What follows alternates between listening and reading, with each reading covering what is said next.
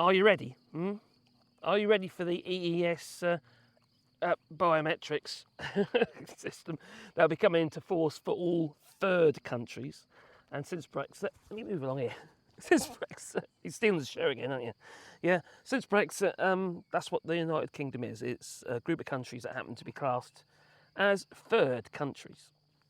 Now, if you live like myself here in France and you've got a carte séjour or some sort of residency permit or whatever, you haven't got to worry about the EES system at all. It's not going to affect you.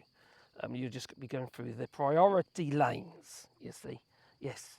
So if I wanted to travel to the to the EU from the United Kingdom, I would get priority. I'm a very special person, you see. Unlike Brexiters, yes, those who had Brexited, they're not quite so special as they used to be. Right. So what is actually going to be happening?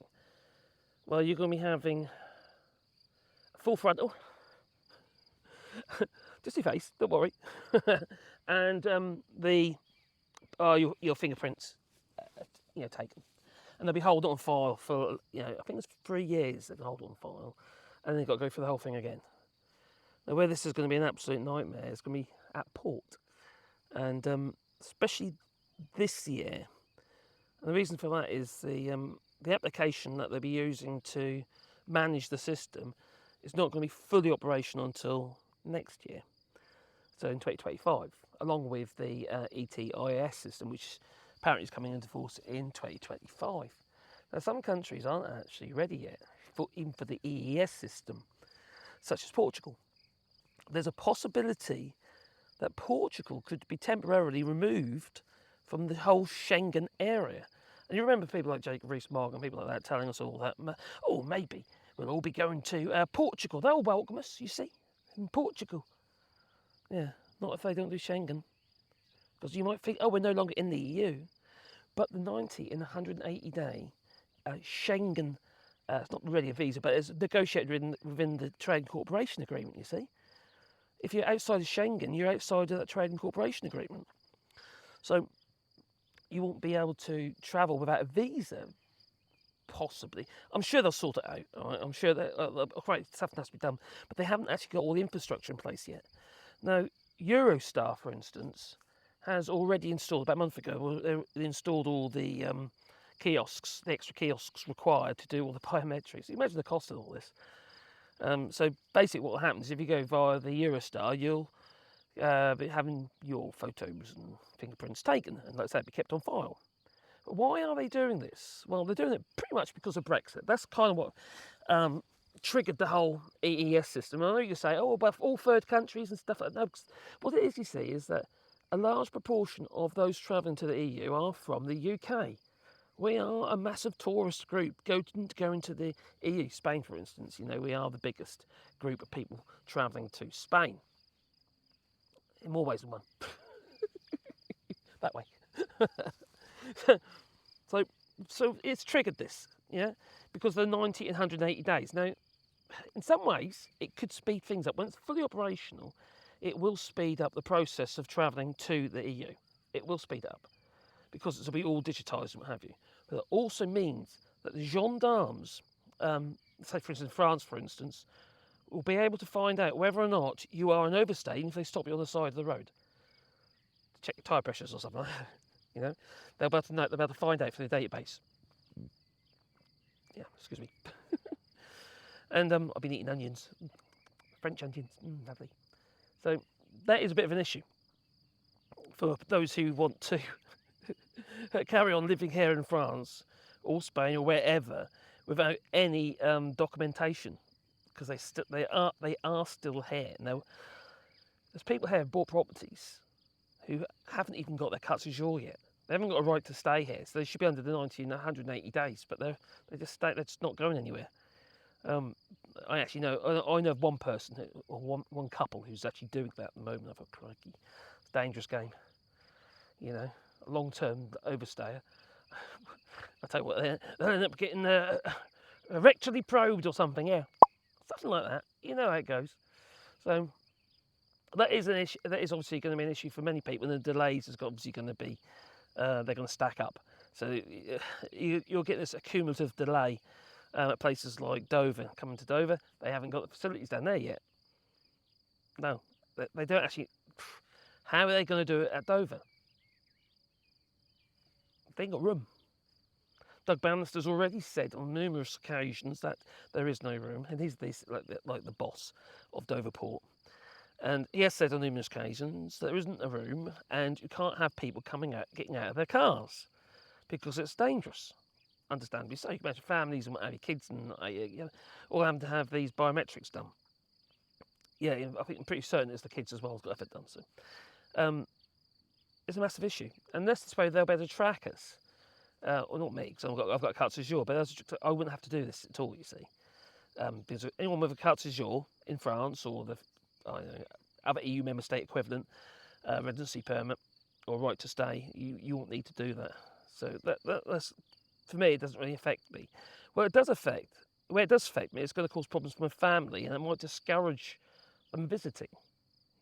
Now, some people, if you look at the comments on some of these articles, they do actually, we're going to avoid the EU. We're not going to go to Spain anymore. We're not going to go to France anymore. We're not going to do this. So what are you going to do, right?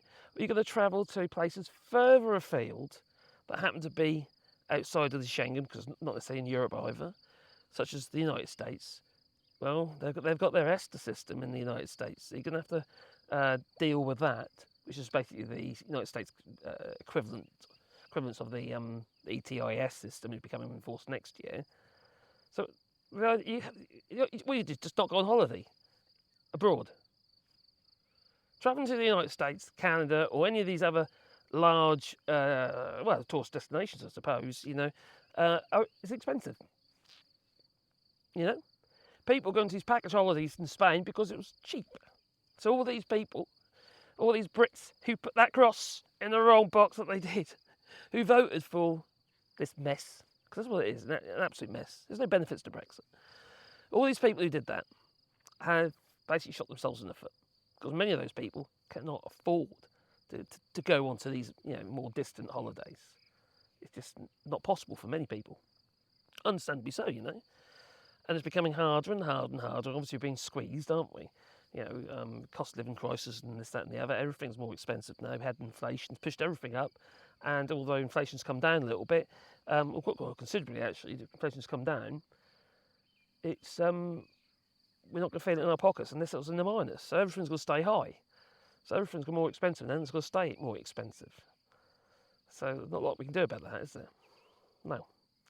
So the other thing is, some people are saying we don't want to do this. We don't want our biometrics taken. But I'm a bit funny about my data, even though I do YouTube and stuff like that.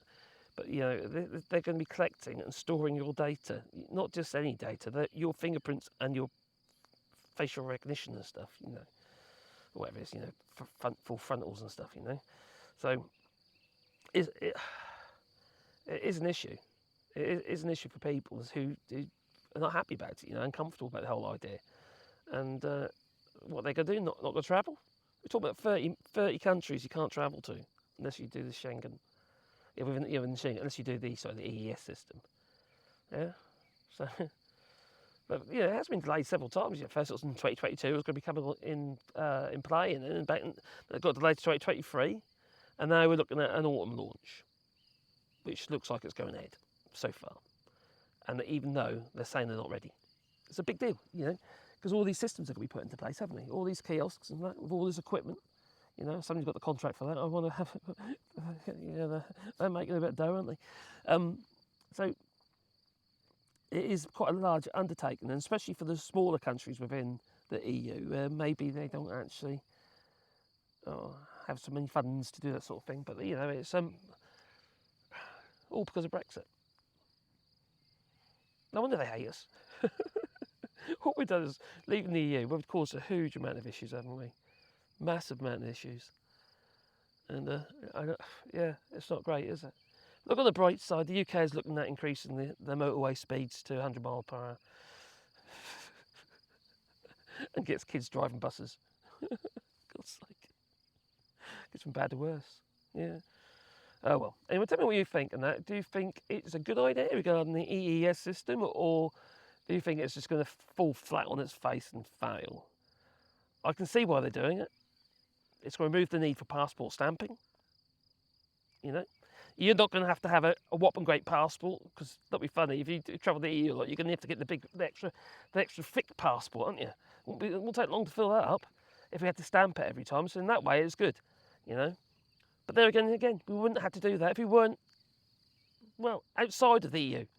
This is just madness. And Keir Starmer telling us to make Brexit work and then inviting some crazy nutjob Tory fascist into the party, well, they ain't going to help either, is it? Anyway, you tell me what you think. Please leave it in the comments down below. And please beat the old like button and subscribe to the channel, and maybe the little bell icon, because then you get a warm fuzzy feeling in your pocket every time I upload another video. And don't forget, we're doing a rewilding here in France on this field here. Yes, we're planting trees, lots of trees. Be part of that. There's a GoFundMe link down below where you can have your own tree, an own sign, memory of a loved one, or just your name if you like. Anyway, doodaloo.